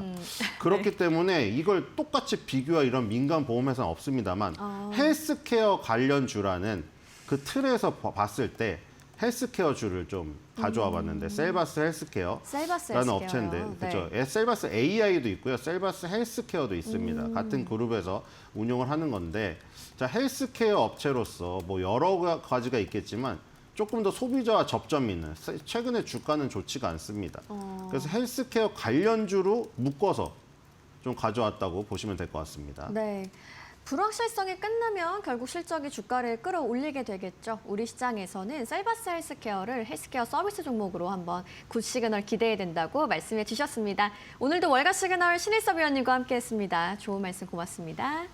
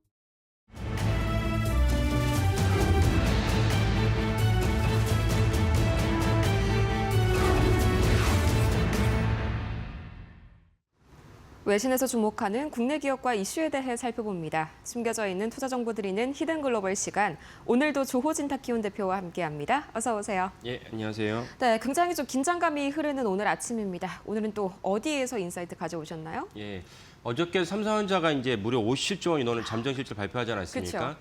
당연히 이제 세계적인 뉴스이기 때문에 블룸버그가 다뤘는데 블룸버그가 어떤 식으로 다뤘는지 자세히 설명드리도록 하겠습니다. 네, 자세한 내용 한번 보시도록 할 텐데요. 사실 저희도 이제 이 월요일 날에 삼성전자 잠정치 관련 보도를 드리면서 50조 원이 뭐 넘어갈 수도 있다 이렇게 말씀을 드렸는데 이걸 그냥 훌쩍 넘어선 57조 원을 기록했죠. 이게 사실 파운드리만 없었더라도 거의 58조 원, 뭐 60조 원 가까이도 나올 수 있었던 그런 수치잖아요. 그렇습니다. 그러니까 물론 이제 정확한 거는 삼성전자 두 번에 걸쳐 잠정 실적을 발표합니다. 첫 번째 이제 전체적으로 이제 럼썸이라고 할 수 있는 그런 것들을 통해서 한번 발표를 하고 세부 부문별로는 이제 다시 두 번째로 잠정 실적을 발표합니다. 최종적으로 이제 분기 보고서가 나오면은 정확한 재무제표 나오지만 삼성전자 언제부턴가 세 번에 걸쳐 잠정 실적 발표합니다. 이번에 삼성전자 잠정 실적 발표하면서 제가 월요일 날 이제 이 말씀을 드리면서 국내 증권사들은 40조 원 정도로 이제 잠정 실적에 대해서 전망치가 있었는데 다만 메리츠 증권이 53조 원에 대한 잠정 실적을 전망했고 저는 이제 메리츠 증권의 비중을 둔다고 말씀을 드렸습니다. 그래서 제가 이제 50조 원이 넘을 것이라 말씀을 드렸는데 그 이유는 이제 메리츠 증권이 좋아서가 아니고 저희 코너를 쭉 보신 분들은 아시겠지만 그 범용 반도체의 어떤 판가가 판매 가격이 작년 하반기부터 올해 1월 달, 2월 달에 들어서까지 멈추지 않고 계속 상승을 했습니다. 그리고 심지어 노무라 증권의 보고서를 제가 말씀드린 적이 있었는데 노무라 증권 보고서는 1분기에 이어서 2분기도 더 판가 올라갈 것이라고 전망을 했습니다. 이런 것들 다 종합해 봤을 때 그리고 환율이 바람직하지는 않지만 어쩌면 환율이 1,200원대 1,400원 가더니 지금 1,500원, 이란 전쟁에 터지면서 1,500원이 됐습니다. 그렇다면 실제로 삼성전자의 잠정 실적은 50조 원이 넘을 것으로 보는 게 타당하지 않나라는 맥락이었습니다. 근데 실제로 50조 원 훌쩍 넘는 57조 2천억을 갖다 발표했으니까 아주 어마어마한 수치라고 볼 수 있습니다. 이 어마어마한 수치인데 좀 전에 들으셨지만 파운드리 사업부는 뭐 자세한 건 나와봐야 알겠지만 파운드리 사업부가 1조에서 2조 정도의 적자를 갖다 기록했음에도 불구하고 그렇게 전망이 되지만 그렇게 했음에도 불구하고 57조 원이 넘는 이제 잠정 실적을 발표했다는 것은 그렇다면 파운드리 사업부가 적자가 없었다면 60조도 가능하다. 이거 엄청난 수치입니다. 엄청난 수치에 따라서 삼성전자가 어저께 이 실적을 발표하는 KLS 기준으로 장이 시작하면서 삼성전자가 올라갔다가 반도체 정보 전체가 올라갔죠. 올라갔다가 사실 이제 그다음 이제 미끄러진 경우도 있었긴 했습니다. 그래서 이런 것들은 사실 우리가 어제 제대로 반영되지 않았기 때문에 오늘이나 이번 주에 반영될 여지가 크다라고 보시면 되겠습니다. 네, 정말 어마어마한 실적입니다. 근데 여기서요, 이제 블룸버그가 전체 영업이익 중에서 반도체 비중을 어느 정도 좀 추정을 해놓은 게 있다는데 뭐 어느 정도가 지금 추정이 되는지도 궁금하네요. 예. 전체적으로 이제 실적이 나왔을 뿐이지 세부별로는 뭐 모바일 사업부라든지 파운드리는 어떻게 되는지 잘 모르기 때문에 그쵸. 하지만 이제 추정을 할 때 블룸버그는 어떻게 추정했냐면 전체 영업이익의 90%가 이제 반도체에 나왔을 것이다. 메모리 부분에 나왔을 것이다 하고 추정을 했습니다. 파운드리도 반도체이기 때문에 정확히 말하면 메모리 반도체에서 전체 영업이익의 90%를 차지했을 것이라고 블룸버그가 보도를 했습니다. 이것은 뭐 적절한 보도라고 생각할 수 있고요. 그렇다면 사실은 아까 말씀드린 대로 파운드리에 대해서 어느 정도 적자도 예상할 수 있다라고 이제 전망할 수 있겠습니다. 90% 정도요. 물론 이거는 뭐 확정치가 나와야 세부적인 비중이 좀 확정이 되는 부분이지만 여전히 전망치로만 봤을 때에도 어마어마한 메모리 사업부입니다. 그러면 추가적으로 좀 다른 증권사들 전망은 어떤가요? 특히나 좀 해외 IB들 이쪽도 마찬가지로 좀 시각이 많이 높아졌을 것 같은데요. 예. 그러면 이제 시청하신 분들은 삼성전자 어제 하루 동안 흥분한 상태에서 네. 50조라는 엄청난 수익을 거뒀으니까 기분이 좋다. 뭐 굳이 삼성전자 주주가 아니어도 이건 우리나라에도 상당히 그 영향이 크고 기분 좋은 뉴스 아니겠습니까? 그러면 앞으로는 어떻게 할 것이냐? 1분기는 좋은데 2분기 어떻게 할 것이냐? 몇몇 이제 증권사들이나 또 그 경제방송들에 나오신 분들 보면은 2분기가 최고고 3분기 꺾일 거야라고 이제 그런 분들도 계십니다. 왜냐하면 더 이상 판가 안 올라갈 수밖에 없지 않냐 이런 전망이 근거인데 사실은 그 전망에 대해서 그 외국계 증권사들의 그 전망을 찾아본다면 시트그룹이 이제 4월 2일 날 보고서에 뭐라 나왔냐면 1분기 대비 그 2분기도 역시 영업이익이 올라갈 것이라고 전망을 하고 있습니다. 그렇다면 시트그룹은 삼성전자 전체 연간 영업이익을 무려 310조 원으로 전망하고 있습니다. 310조 원이라고 한다는 것은 우리나라에도 중요한 역할을 끼치는데 단지 그 공급망에 끼친 여러 부품 기업들에게도 중요한 게 어떤 시그널이 될 수 있다고 볼 수도 있지만 그걸 넘어서서 예컨대 우리나라 법인세가 20% 정도죠. 20% 가져간다면 삼성전자가 영업이익이 300조 넘는다. 그러면 법인세로만 삼성전자가 납부할 법인세가 60조 원이 넘게 됩니다. 그렇지 않았을 때 어떻게 되냐. 윤석열 정부 첫 해 그랬는데 반도체 경기가 꺾이면서 사실은 엄청난 적자를 갖다 기록하면서 그때 세수 손실이 70조라는 얘기가 나왔습니다. 다 하나 무엇이냐? 반도체 때문이었습니다. 그러니까 지금 말씀드린 대로 시트그룹뿐만 아니라 사실 많은 증권사들이 올해 삼성전자 영업이익 300조를 전망하고 있습니다. 그렇다면 세수만 해도 60조가 정부에게 그대로 들어간다라는 것은 우리나라에도 큰 영향을 끼친다고 볼 수 있습니다. 그리고 또 하나 중요한 그 증권사를 보내면 모건스탠리 많은 분들 기억하시겠죠. 모건스탠리가 뭐 반도체 겨울이 온다 해가지고 2번에 걸쳐가지고 리포트를 내면서 뭐 주가를 갖다가 엄청나게 꺾었습니다. 근데 모건스탠리가 뭐라고 발표했냐면 삼성전자가 전례 없는 생산 능력 제약 속에도 수익이 성장하고 있고 더 중요한 건 무엇이냐? 상당한 상승 여력이 있다라고 모건스탠리가 발표를 했습니다. 이런 것들 봤을 때 사실은 또 전체적으로 판가 상승에 대해서는 증권사들뿐만 아니라 뭐 트렌드포스나 다른 데서 전체적으로 전망하고 있기 때문에 여전히 삼성전자를 비롯한 반도체가 올해 내내 전망이 되게 긍정적이다 이렇게 이해하시면 되겠습니다. 네, 겨울이 오고 있다. 모건스탠리 뭐 지금 생각해 보면 참 어이가 없는 그런 리포트에 해당이 됐던 것 같습니다. 근데 여기에다가 또 이제 한 가지 더 지난주까지만 해도 난리였었죠. 이 터보컨트 관련된 코멘트까지 있었다고요? 좀 어떤 내용일까요? 예. 터보컨트 때문에 뭐 그 마이크론, 삼성전자, 하이닉스가 우수수 떨어졌는데 여기에 대해서도 이제 블룸버그가 이제 전망을 한 것이 있습니다. 블룸버그의 전망은 정확히 뭐라냐면 삼성전자의 엄청난 이익이 터보컨트의 위협을 갖다가 한 번에 날려보냈다고 밝혔습니다. 터보컨트가 불과 한 주밖에 반영되지 않았지만 사실은 제가 그때도 저희 코너에서 설명드렸지만 터보컨트 논문 자체는 작년 4월에 나왔습니다. 왜냐하면 AI 때문에 메모리의 수요가 엄청나기 때문에 가급적이면 메모리 쓰지 않으면서 할 수 있는 방법이 없을까라고 다각도 연구를 하고 있기 때문에 되게 중요한 주제죠. 그래서 작년 4월에 그 아카이브라고 해서 정치로 논문이 출간되기 전에 내가 이런 연구 성과가 있다라고 이제 아카이브에 먼저 올리면은 해당 분야 논문 그 연구자들 찾아서 봅니다. 그러면 1년이 지났음에도 불구하고 엄청난 이제 반향을 일으킨 것은 일반 대중에게 이 사실이 알려졌기 때문에 반향을 일으켰는데 하지만 실제로 현장에서 연구하는 개발자들 입장에서는 이미 다 알고 있는 사실이다. 그래서 알고 있는 사실이고 그렇다면 1년 전에 발표된 논문에 따라서 반도체 메모리 수요가 줄었느냐? 아니다라고 제가 말씀드린 적이 있습니다. 동일한 맥락에서 블룸버그 역시 터보컨트의 위협이 있었지만 이번 삼성전자의 그 엄청난 영업이익으로 말미암아 한 번에 날려보냈다라고 이제 기사에 적시했습니다. 그러니까 제가 지금 말씀드린 대로 그 맥락과 동일하게 일치하다고 볼 수 있습니다. 그리고 터보컨트의 논문은 제가 또 하나 말씀드린 적이 있었는데 무엇이 있었냐? 실질적으로 최상단의 AI 서비스, 예를 들면 챗GPT-4를 갖다가 상대를 한 것은 아니다. 그러니까 해보지도 않았는데 거기서 지레 겁먹어서 그 반도체 종목들 주가가 우수 떨어진 것은 또 한 번 월가의 AI의 낮은 실력을 보여주는 대목이라고 말씀드린 적이 있습니다. 그러니까 그런 맥락에 따라서 터보컨트 같은 위협이 나올 때 너무나도 지레 짐작을 해서 그 매도를 하신 것은 잘못된 선택이다라고 말씀드리겠습니다. 네, 실제로 어제 삼성전자 소식에 이 메모리 반도체주들이 마이크론을 제외하면 일제히 좀 강세를 보였었죠. 삼성전자도 어제는 조금 실적 대비해서 상승폭이 아쉬웠던 만큼 오늘 좀 뭔가 휴전 관련 이슈가 나온다면 추가적으로 시세 분출할 수 있을지 좀 관심이 모아지고 있고요.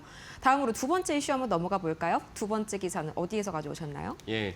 뉴욕타임스가 원전에 대해서 이렇게 다뤘는데 네. 그 실질적으로 뉴욕타임스의 원전 기사를 보면서 저도 이런 아이러니를 뉴욕타임스 정확히 잘 집었다라는 생각이 들었습니다. 무엇이냐면 지금 이란 전쟁에 촉발된 것이 무엇이냐면 이란이 독재국가이죠. 독재국가인데 자기가 스스로 이제 원전을 갖다가 개발한 원전에서 우란을 농축하겠다 그러니까 이건 원자 폭탄을 갖다 개발했다는 뜻이거든요. 그래서 미국에서 서방이 계속 다각도로 이제 경고를 날렸지만 듣지 않았습니다. 그래서 결국 가장 인접해 있던 이스라엘과 연대한 미국이 이제 이란을 폭격했습니다. 그러면 원전 때문에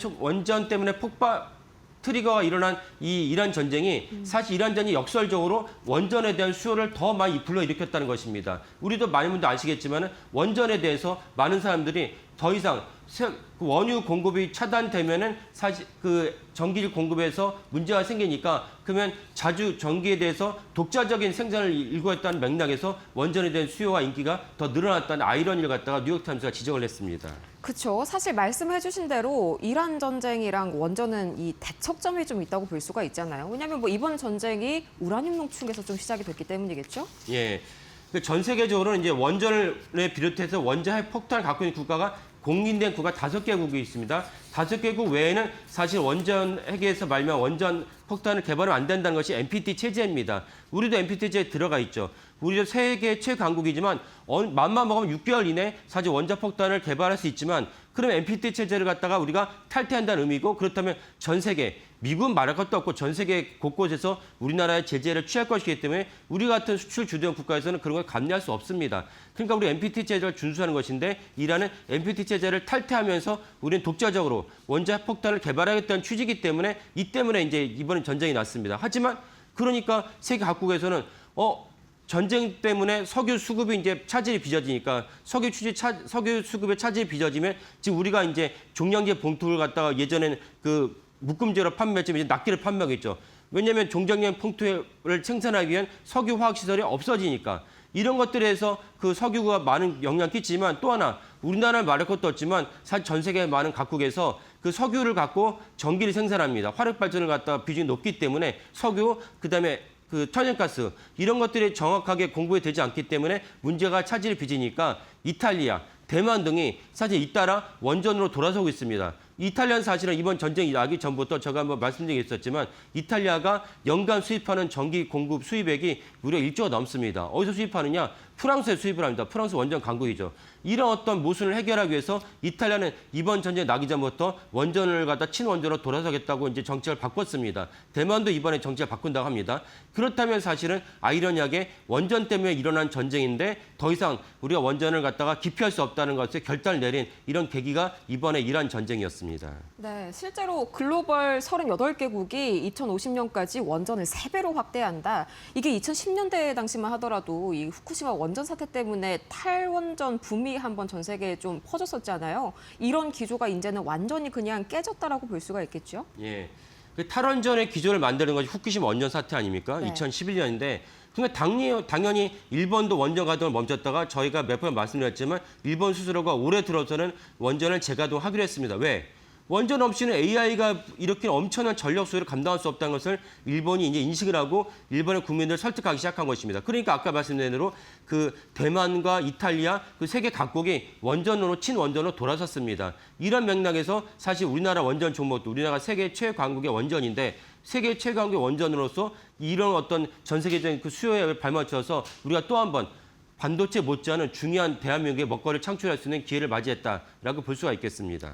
네, 특히나 미국은 이 이란 전쟁을 하고 있는 와중에도 좀 원전 확대 정책을 계속해서 좀 밀어붙이고 있잖아요. 이게 좀 약간 에너지 정책을 넘어서서 지정학적인 어떤 전략으로도 볼 수 있다고요. 예. 그 제가 이 부분을 말씀드리지 않았지만 그 지난주에 어떤 뉴스가 있었냐면 에콰도르 아시죠? 에콰도르 남미의 중요한 국가인데 에콰도르에 미국이 찾아가서 야 니네가 원전을 개발하는데 우리가 적극적으로 도와줄게. SMR 적극적으로 도와줄게. 니네가 연구 개발해야 되잖아. 우리가 적극적으로 도와줄게. 라고 미국이 에콰도르에 MOU를 체결했습니다. MOU가 사실은 구속력이 없다고 볼 수 있지만 하지만 미국의 전방위적인 친원전 정책을 봤을 때는 충분히 약속 있고 실행력 있는 정책을 볼 수가 있습니다. 그리고 저희 코너에 말씀드렸다시피 아르메니아, 그다음에 슬로베키아 이런 데도 미국이 찾아가서 그 원전을 갖다 적극적으로 도와주겠습니다. 그러면 아르메니아, 슬로베키아는 어디냐? 러시아의 안방입니다. 러시아 안방을 해주고 들어가서 미국의 영향을 갖다가 그 확대하고 있고 오늘 말씀드린 에콰도르는 어디냐? 중국의 안방입니다. 남미에 대해서 중국이 1대1로 정책을 발명해서 엄청난 이제 그 지원 정책을 펼치고 있는데 이란 전쟁 이후에 미국이 에콰도르를 찾아가서 원전 확대 정책을 펼쳤다는 것은 또 다른 의미는 무엇이냐? 이제는 중국의 영향력을 갖다가 제한하려 하는 조치다라고 보시면 되겠습니다. 그래서 미국이 원전을 갖다가 매개체로 해서 러시아와 중국에 대한 영향력을 갖다가 제한하고 자신의 영향력을 확대하려고 한다라고 볼 수가 있겠습니다. 네, 그러면은 이제 우리 원전 중에서도 특히나 어떤 종목들이 수혜를 받을지 사실 제일 중요한 질문이죠. 어디에 예. 집중해 봐야 될까요? 지금 전 세계적인 또 다른 트렌드가 무엇이냐면 대형 원전도 중요하긴 하지만 소형 원전 300메가와트 정도 혹은 100메가와트 정도의 SMR에서 되게 긍정적이고 우호적인 정책을 펼치겠습니다. 그럼 SMR의 세계 최대 기업에서 최강 기업이 두산 에너빌리티입니다. 두산 에너빌리티가 이런 미국의 발빠른 원전 확대 정책을 말미암아서 두산 에너빌리티 수혜가 예상이 된다. 그리고 BHI도 마찬가지고 또한 원전을 지으려면 실제로 건설사가 필요하죠. 그러니까 삼성물산 건설사업부가 있죠. 현대건설 등이 있습니다. 이런 건설사업부들이 최근에 주가가 많이 올라간 이유도 결국 원전 때문입니다. 그래서 이런 원전에 대해서 전체적으로 보시면 좋을 것 같고 또 하나 의문이 다신 분도 계실 것입니다. 야, 우리가 기술력 가진 건 좋은 줄 알아. 하지만 웨스팅하우스가 우리가 지적 재산권에 얽혀 있잖아. 라는 것을 지적하는 분도 계시겠지만 웨스팅하우스는 단지 지적 재산권만 있을 뿐이지 시공할 수 능력이 전혀 없습니다. 그러니까 웨스팅하우스가 미국의 어떤 정부의 후광을 이용해서 전 세계 원전 수주를 따낸다면 결국 누가 지을 것이냐, 누가 주기기를 갖다가 그 납품할 것이냐, 두산 에너빌리티밖에 없다라고 보시면 되겠습니다. 그러니까 이거는 차분하게 즐기시면 된다라고 말씀드리겠습니다. 네, 이제 우리 시각으로 한 2시간 정도 남았죠. 이제 데드라인이 얼마 남지 않은 국면인데 조금 더 전쟁이 길어질 수 있을 것이란 전략이 좀 더 우세합니다. 그럴수록 이 K원전, 그중에서도 두산 에너빌리티의 위상이 높아지지 않을까 하는 그런 기대감이 강해지네요. 이렇게 해서 오늘 조호진 타키온 대표와 함께 이 밤사이 전해진 외신 투자 인사이트들 자세하게 분석해봤습니다. 좋은 말씀 고맙습니다. 예, 감사합니다.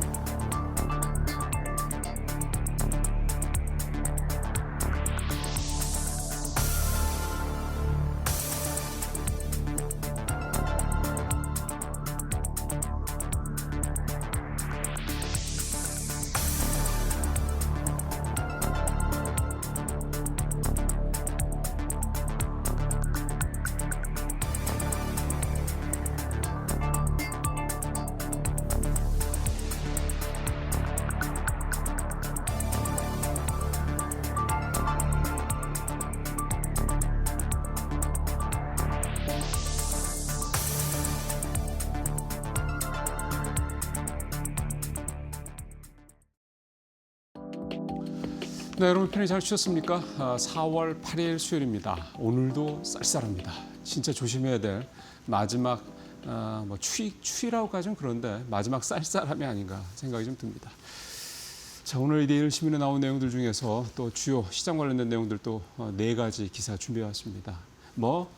오늘 당연히 삼성전자로 시작을 해야죠. 어제 깜짝 놀라셨을 실적을 발표를 했습니다. 표를 좀 바로 보시는 게 낫겠죠?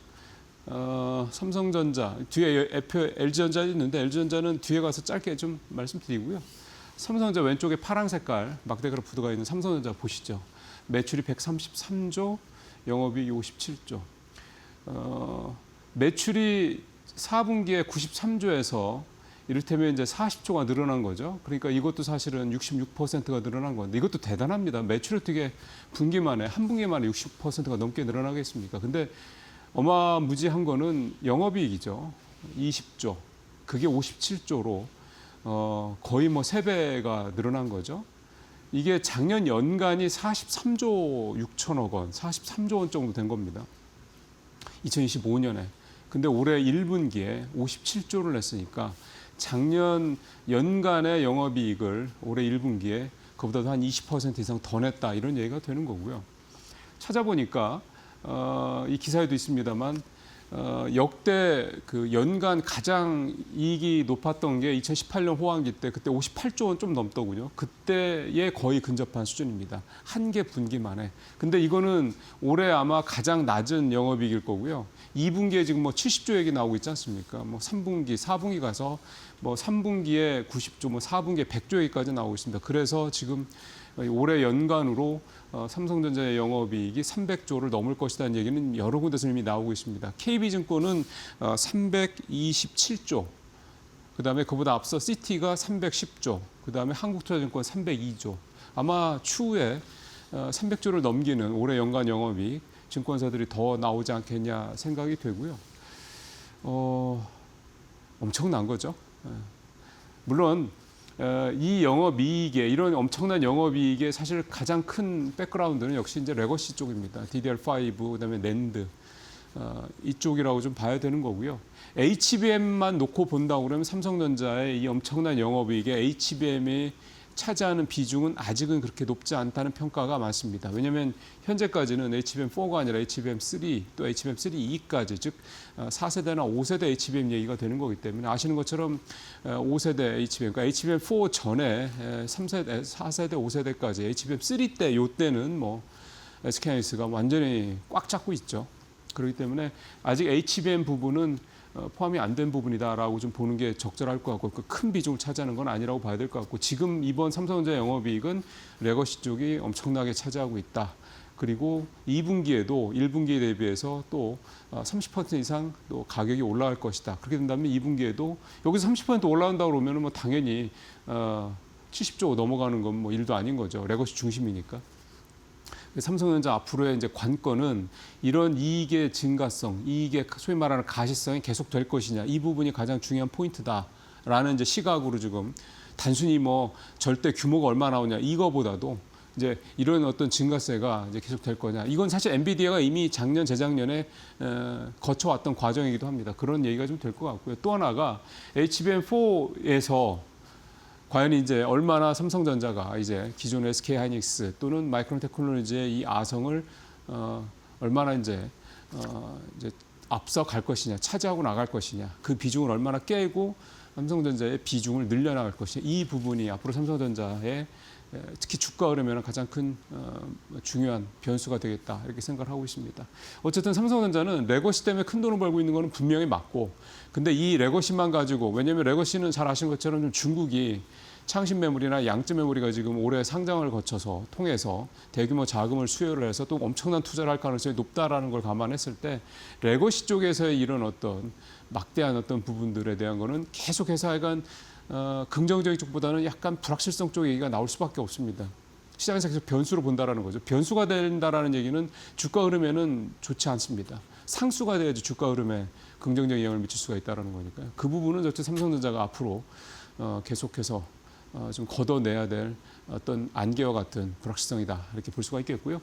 자, 이제 오른쪽으로 LG전자죠. LG전자 LG전자도 서프라이즈였습니다. 23조. 매출은 조금 줄어들었는데 작년 4분기 마이너스 1,000억 적자에서 이번에는 1조 6천억 흑자로 흑자가 엄청나게 크게 좀 늘어난 모습을 좀 보이고 있습니다. 작년에 보시면 뭐 6천억 흑자, 4분기 마이너스 적자도 전환, 다시 1분기에 대규모 흑자 돌아선 어떤 그런 부분들 있겠고요. 전장 쪽에서 굉장히 호조를 보였다. 그렇게 평가를 좀 받고 있습니다. 자, 두 번째 개인들 얘기 좀 해보죠. 매도 사이카가 울리면 줍줍. 저가 매수 나선다는 얘기가 되는 거죠. 청개구리 개미들 이렇게 얘기를 하고 있습니다. 요즘에 우리 개인 투자자들이 굉장히 스마트해졌다라는 얘기를 저도 여러 차례 말씀을 드린 바가 있습니다. 단순히 뭐 주식만 가지고 하는 게 아니라 ETF, 인버스, 뭐 그다음에 곧버스 또는 레버리지 이런 ETF들을 되게 자유자재로 활용을 하는 그런 개인 투자자분들도 이제 많고요. 그다음에 이런 식의 이제 시장의 어떤 큰 흐름을 역이용하는 방법도 많은 분들이 좀 활용하고 있다 이렇게 볼 수가 있겠습니다. 이 기사의 핵심 내용은 딱 이겁니다. 올 들어서 매도 사이카, 매수 사이카 합쳐서 9번의 사이드카가 발동을 했는데 사이드카가 발동할 때마다 이를테면 그런 거죠. 매도 사이드카가 발동을 해서 주가가 급락을 할 때는 저가 매수를 하고 매수 사이드카가 발동을 해서 주가가 급등을 할 때는 그동안 매도 사이드카가 발동됐을 때 저가 매수했던 종목들을 매수 사이드카가 발동했을 때 파는 겁니다. 이 전략을 지금 올해 계속해서 하고 있다라는 겁니다. 기사 내용에서 보시면 뭐 어떤 매도 사이드카 날에 뭐 얼마에 개인들이 얼마에 순매수를 했다라는 거, 그다음에 또 매수 사이드카 발동해서 얼마를 순매했다 그런 내용 수치들이 다양하게 뭐 제시가 좀 돼 있고요. 자, 이거에 대한 해석이 또 중요한 거겠죠. 저는 뭐 여기에서는 이제 이를테면 저가 매수를 활용한 전략이다 이렇게 이제 표현이 좀 돼 있는데 저는 작년 타코의 경험이 타코 때의 학습이 효과가 이번 3월 변동성장에서 나타나고 있지 않나 그런 생각을 사실 좀 해봅니다. 무슨 얘기냐면 작년에 우리가 이제 4월 9일 날이었나요? 그때 이제 트럼프 대통령이 백악관 앞에서 기자회견하면서 그 판넬 들고 나와서 뭐 어디 몇 퍼센트 어디 몇 퍼센트 이렇게 하면서 그때 주가가 엄청나게 떨어졌지 않습니까? 근데 그 이후에 이제 60일 연장한다 이 얘기 나오면서 주가가 급등을 했었죠. 그 이후에도 이런 식의 타코 즉 트럼프가 뭐 한마디 했다가 나중에 뒤집고 또 뭐 완화해주고 이런 식의 얘기들이 하면서 시장이 아주 춤을 췄었습니다. 변동성이 굉장히 컸던 거죠. 근데 이번처럼 짧은 기간 변동성이 아니라 작년 같은 경우 4월부터 거의 10월까지 한 6개월간의 그런 변동성이 이렇게 발동을 했었습니다. 그때 이제 지간하고 난 다음에 그 차트상으로 봤을 때 보니까 요때 사고 요때 팔았으면 되는데라는 어떤 그런 학습 효과. 이게 그동안에 과거에도 우리 투자자들이 보여왔던 저가 매수, 그러니까 장이 많이 떨어질 때 저가 매수던 요 학습 효과와 이제 또 하나의 어떤 공부가 학습이 이제 이렇게 중복이 되고 거기서 이제 되면서 또 진화를 한 거죠. 그래서 이렇게 짧은 기간 동안에 이런 어떤 매도와 매수 사이드카가 발동되는 상황을 그렇게 사고 팔고의 어떤 투자 방식으로 대응을 해왔다라는 겁니다. 참 기민할 수도 있고요. 참 영악하다, 영리하다 할 수도 있습니다. 수익률은 사실은 모릅니다. 개인마다 워낙 편차가 다를 거기 때문에 어떤 분들은 정말 바닥과 고점을 잘 활용을 하면서 아주 굉장히 큰 수익을 낸 분들도 있겠죠.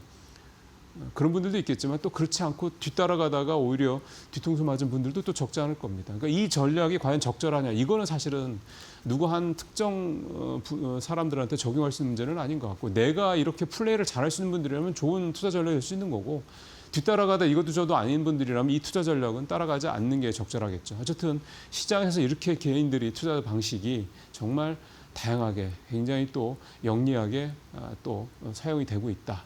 이렇게 좀 볼 수가 있겠습니다. 자, 세 번째는 코스닥 액티브 ETF 얘기입니다. 표를 바로 보시죠. 제일 먼저 나왔던 코액트하고 타임 두 개인데 코액트는 마이너스 8%, 그 다음에 타임은 마이너스 15.9%, 거의 16%라고 보시면 됩니다. 그러니까 타임이 삼성 거보다 2배의 더 손실을 기록했다 보시면 되겠고 코스닥 이제 기준이 이제 코스닥이죠. 코스닥 지수는 6% 정도 떨어졌으니까 삼성이 그나마 조금 시장 대비해서 선방을 한 거고 타임은 시장 대비해서 거의 2배 이상의 2배 훨씬 넘죠. 2배 한 반 정도 되는 그런 더 손실을 크게 냈다 이렇게 좀 볼 수가 있겠습니다. 이렇게 된 이유는 코액트는 그때도 한번 설명을 드렸습니다만 이 삼성 거는 중소형주 중심으로 구성이 좀 돼 있었고요. 그 다음에 타임은 코스닥 대형주 중심으로 중심이 돼 있었습니다. 그러니까 이 얘기는 뭐냐면 코스닥 시장에서 이 대형주들이 그동안 좀 더 부진했다라는 얘기가 되는 거고 코스닥 같은 경우는 좀 덜 그 부분, 그러니까 이 코엑트 같은 경우는 좀 대형주가 좀 적었기 때문에 그만큼 좀 손실을 좀 덜 입었다 이렇게 좀 볼 수가 있겠고요. 그 다음에 또 하나가 이 두 종목의 상품의 공통점은 대형주 중심. 그러니까 시가총액 코스닥 상위 10개, 10위 안에 들어가는 종목들의 비중이 약 한 30-40% 정도 된다. 그러니까 되게 비중이 높다라는 거죠. 그런 부분들이 좀 컸다 이렇게 좀 볼 수가 있겠고요. 뭐 최근에 그보다 뒤에 나왔던 플러스 같은 경우는 시간이 얼마 안 되기 때문에 사실은 좀 평가하기 좀 그렇다고 봐야 될 것 같고요. 결국 이제 코스닥 액티브 ETF는 이제 굉장히 중요한 시점에 좀 와 있다라고 좀 판단이 좀 됩니다. 무슨 얘기냐면 이런 상황이 계속된다면 이제 코스닥 액티브는 자금이 더 안 들어올 겁니다. 지금 뭐 상당히 좀 많은 자금이 좀 들어와 있는데 더 추가로 자금이 안 들어오고 오히려 자금이 이탈할 거고요. 그게 아니라 만약에 이제 장이 좀 만약에 좀 개선이 돼서 분위기가 좀 회복이 되고 가는데 시장 대비 이제 코스닥 지수 대비 더 높은 수익률을 내는 거를 실제로 이제 구현을 해준다 그러면 다시 이제 돈이 들 수가 있겠죠. 그러니까 액티브 ETF라는 상품에 기대하는 투자자들의 생각이 있는데 아직 현재로서는 거기에는 훨씬 못 미치고 있다. 근데 이거는 사실은 액티브 ETF가 가질 수밖에 없는 구조적인 어떤 그런 약점이기도 하다. 그러니까 장이 나쁠 때는 더 떨어지고 장이 좋을 때는 더 올라가고. 그러니까 지금은 시작점에서 장이 나쁘다 보니 더 떨어진 것뿐이다. 이렇게 또 해석을 해보시는 것도 중요하다고 생각이 듭니다. 그래서 어쨌든 코스닥 액티브 ETF는 지금 당장 뭐 판단할 종목은 상품은 아니고요. 조금 더 일단 주가가 상승할 때 한 번 더 결과물을 한번 보셔야 정말 우리 자산운용사들이 이 코스닥 액티브 ETF를 잘 활용을 하는지 잘 운용을 하는지를 평가할 수 있을 것 같습니다. 자, 마지막으로 건설주 얘기 잠깐 해보죠. 최근 건설주들이 비교적 괜찮습니다. 견조한 보이고 있는 거는 이제 재건에 대한 기대감이 있다 이런 얘기가 되는 거고 어제 삼성 E&A가 굉장히 주가가 좀 급등을 했는데 이런 모습들이 결국 이제 이란 전쟁이 끝나면 재건 이슈가 등장을 할 거다. 근데 이란 전쟁은 그러니까 이 중동 쪽은 피해를 입은 데들이 대부분 다 돈이 많은 나라이기 때문에 재건이 시작이 된다 그러면 이를테면 굉장히 빨리 진행이 될 수 있다 이런 기대감들이 작용했다 이렇게 되는 거고요. 메리츠증권의 리포트를 보면 삼성 E&A, GS건설, 대우건설, DLENC 이런 회사들이 가장 수혜가 기대가 된다. 왜냐하면 이 회사들이 지금 이번에 전쟁 과정에서 파괴가 된 중동 지역의 주요 석유 관련된 시설들, 석유화학 시설들을 직접 지었던 회사들이 대부분입니다. 그러니까 수리를 한다고 해도 자기네 공장을 지어줬던 데다가 맡길 가능성이 높죠. 그리고 뭐 잘 아시는 것처럼 우리나라 회사들 뭐 온타임, 온버짓 이건 뭐 명확하니까요. 그래서 이런 4개 기업들에 대한 관심이 좀 크다. 그러면서 실질적인 수준은 내년 하반기 정도가 되지 않겠느냐 이렇게 전망을 하는 내용들이 담겨 있습니다. 건설주들을 특히 앞서 말씀드린 그런 대형 해외 수주 경험이 많은 그런 건설주들을 한번 조금 더 관심 있게 보실 필요가 있지 않겠나 싶습니다. 마치겠습니다.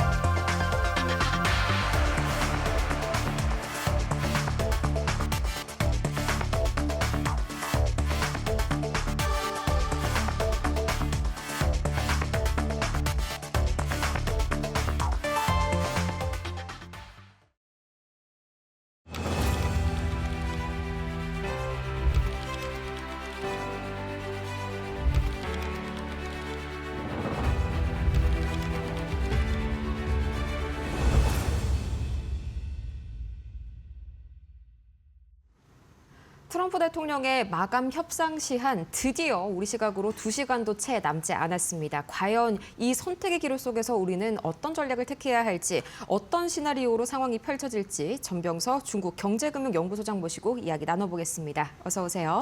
안녕하십니까?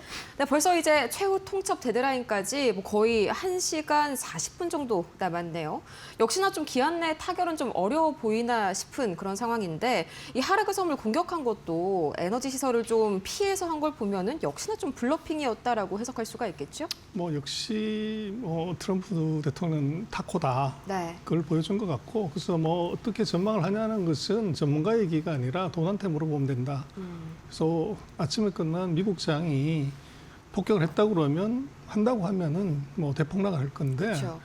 이게 뭐 이제 비슷하게 끝난 그렇게 놓고 보면 그 트럼프 대통령의 뭐 발표 들어봐야 되겠지만 네. 아마 별거 없는 정도로 또 이제 재연장 이제 그럴 수 있는 가능성이 있어 보일 것 같아요. 네, 실제로 이제 장 마감 직전에 파키스탄 측에서 양측에다가 또 제안 한 가지를 이제 내놨다라는 발언이 나오면서 좀 상승 반전을 한 시장이었는데 미국 측에는 휴전을 2주 연장하고 또 이란 측에는 그동안 좀 해협을 열어줘라 이런 이야기를 했다고 합니다. 실제로 이게 좀 받아들여질 가능성이 상당히 높을까요? 가능성이 있어 보이는데 그게 네. 뭐 파키스탄이 자기가 주도적으로 했다기보다는 뭐 미국의 의도가 반영된 어떻게 보면 이제 명분 만들어주기 그렇겠죠. 이제 그렇고 핵심은 톨게이트 문제죠. 뭐 이거 호르무즈를 여냐 마냐 하는 문제에 대해서 이게 합의를 못 봤다는 것이고 그 합의 볼 시간을 이제 뭐 미국의 입으로 얘기를 하면 이제 여러 가지 손상 문제가 있으니까 파키스탄의 입을 통해서 이제 나온 거다 그렇게 봐야 될 것 같아요. 네.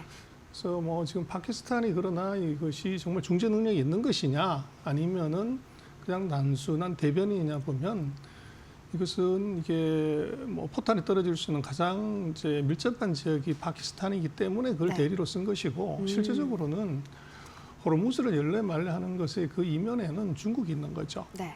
그래서 이란을 세우려고 하면은 석유를 안 써주든지 히토리를 공급 안 하든지 그 두 가지를 하면 되는데 그것을 실제적으로 최종 중재를 만약 해야 된다고 그러면 중국이 나서면 해결될 가능성이 높죠. 근데 중국은 더 악화되기를 기다렸다가 결정적인 순간에 이제 최대한의 것을 뽑아내려고 하기 때문인 것 같고요. 그래서 뭐 파키스탄 같은 경우는 중재자라기보다는 이제 뭐 대변자, 뭐 명분 쌓기 이런 쪽으로 봐야 될 것 같아요. 그럼 뭐 아직까지 호르무즈가 이란 손에 완벽하게 좀 잡혀 있는 상황이다 이렇게 보시는 거죠? 뭐 근거가 어디에 있을까요? 그래서 뭐 근거는 누구한테 돈을 내냐 하는 거죠. 네. 근데 지금은 그렇죠. 그 돈 받는 사람이 주인인데 뭐 통과 자체를 돈 안 주고 통과가 안 되고 있고 그래서 지금 호르무즈의 그 톨게이트 빌은 게이트도 설치 안 하고서 이란이 챙겨가는 그것을 미국이 전혀 손쓰지 못하고 있다는 것 이게 이제 문제인 것 같고 그래서 이것은 뭐 엄청난 큰 떡을 주지 않으면 그래서 네. 이란의 이번에 그 요구 조건 10가지 중에서 공개된 것 이제 보면은 뭐 답이 선명하죠. 우리 공격하지 마라. 뭐 핵 문제 얘기하지 마라.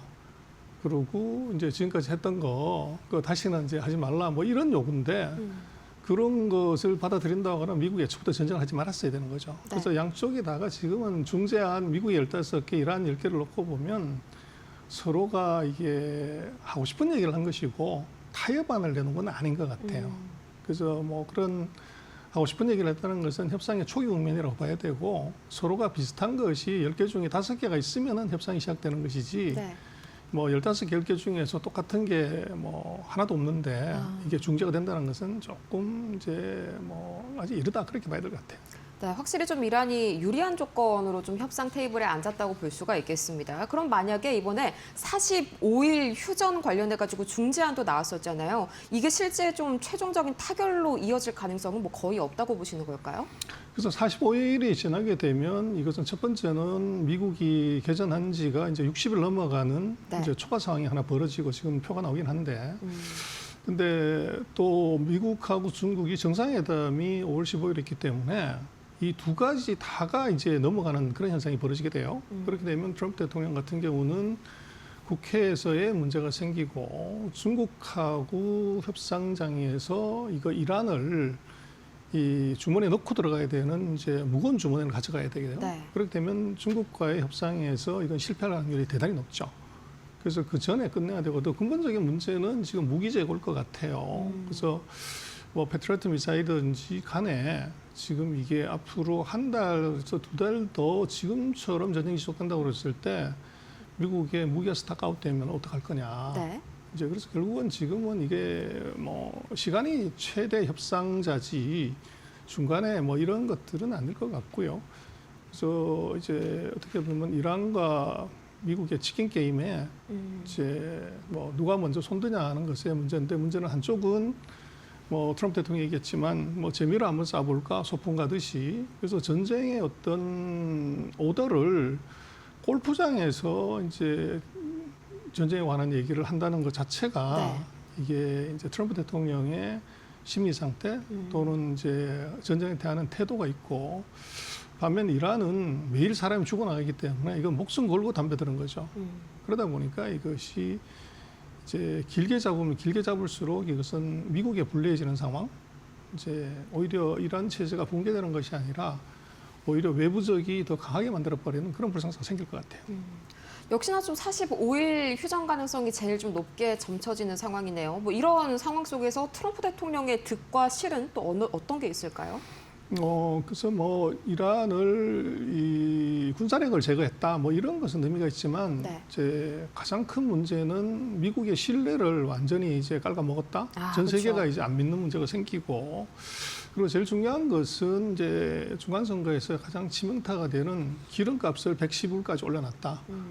그래서 이것이 만약에 진짜 130을 가게 되면 이거 중간선거는 보나만 하고, 150을 가게 되면 상하 양원이 다가 이게 이제 엎어질 수 있는 그런 리스크가 있죠. 그래서 지금 나오고 있는 뭐 득하고 실이 있지만, 득의 경우는 약간의 명분이 되지만 실은 트럼프의 어떻게 보면 정치적 입지 지위 뭐 이것을 완전히 이제 뭐 망가뜨리는 그런 이제 불상사가 있는 것 같아요.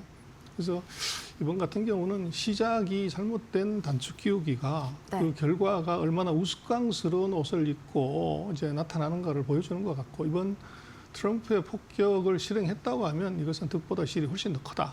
뭐 그렇게 볼 수 있을 것 같습니다. 역시나 미국 입장에서는 카드가 그렇게 좀 많지는 않은 상황인 것 같네요. 뭐 실제로 이제 전쟁이 6주 차에 접어들었습니다만 미국이 더 이상 옛날의 미국이 아니다, 이런 평가들이 좀 퍼지고 있습니다. 저도 약간 좀 그런 생각이 많이 들었고요.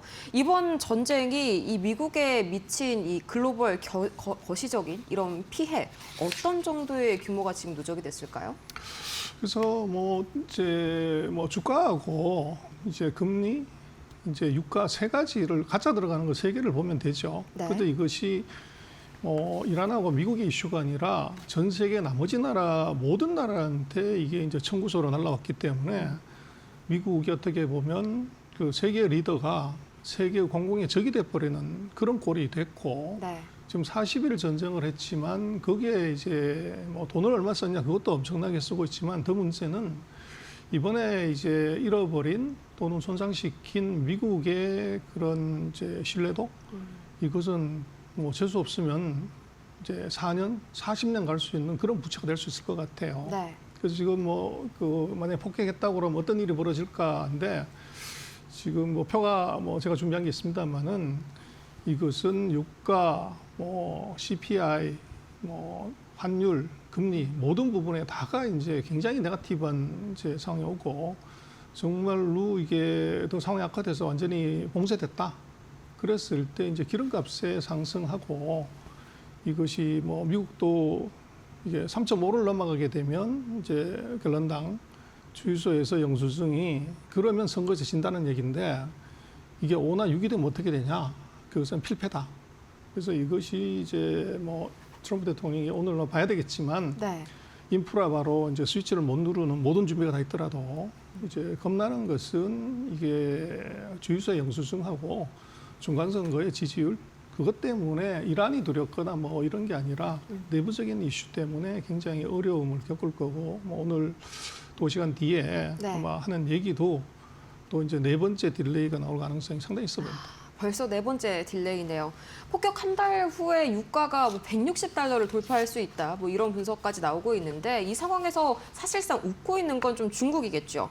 이걸 좀 빌미로 이 시 주석이 이제 미중 정상회담이 5월에 있지 않습니까? 여기에서 이제 뭐 반도체 제재를 뭐 풀어라, 이런 좀 강력한 카드를 요구할 가능성이 충분히 저는 있을 것 같은데요. 뭐 그럴 수 있는데, 지금 중국은 정말 화장실에서 웃고 있는 거죠. 네. 이제 미국이 헛발질해서 가만 앉아서 이득을 보는 상황이고, 그래서 중국은 이번 이란 전쟁에 있어서 이란과 그런 특수한 관계가 있음에도 불구하고 이게 거의 침묵으로 일관을 해요.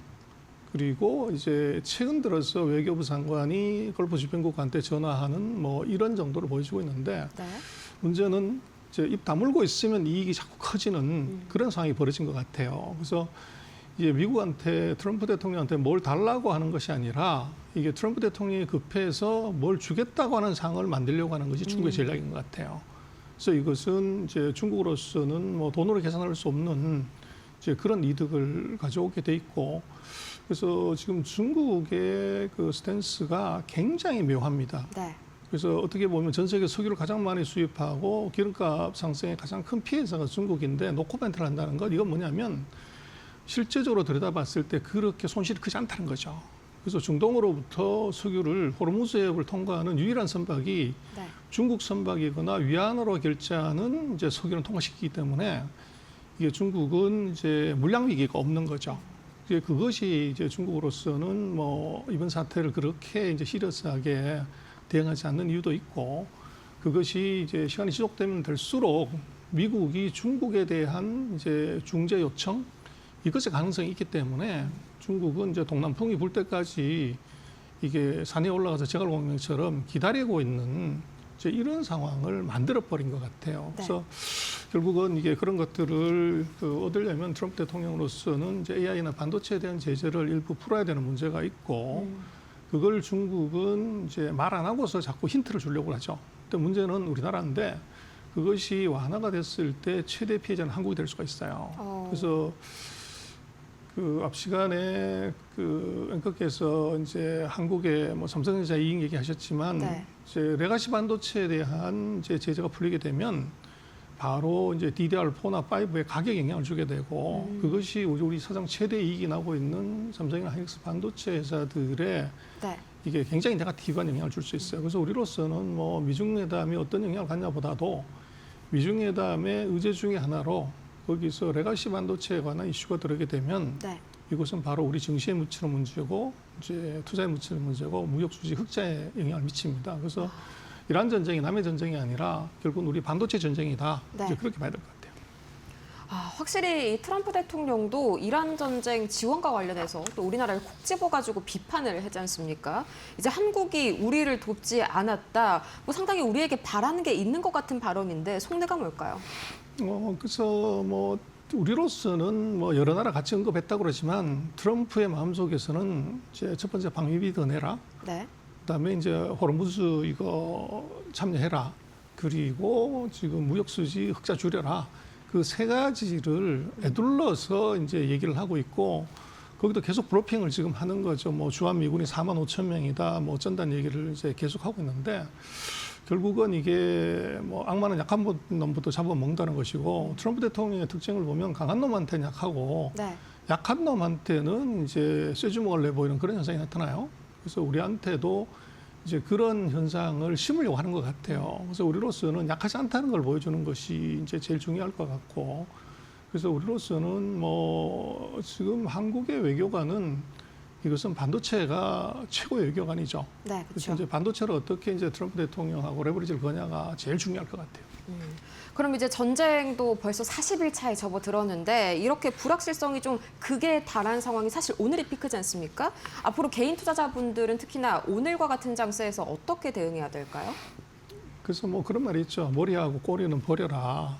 그래서 이제 그 사이에 몇 번의 상황에서 이제 저점에서 배팅하는 그런 것들은 지금 같은 상황에서는 맞지 않는 것 같아요. 네. 그래서 시나리오를 여러 개를 준비를 하고 거기서 이제 잘 버티는 것, 이제 그게 중요할 것 같고, 그 트럼프 대통령의 얘기는 아침에 다르고 저녁에 다르고 뭐 어제 다르고 오늘 다르기 때문에 네.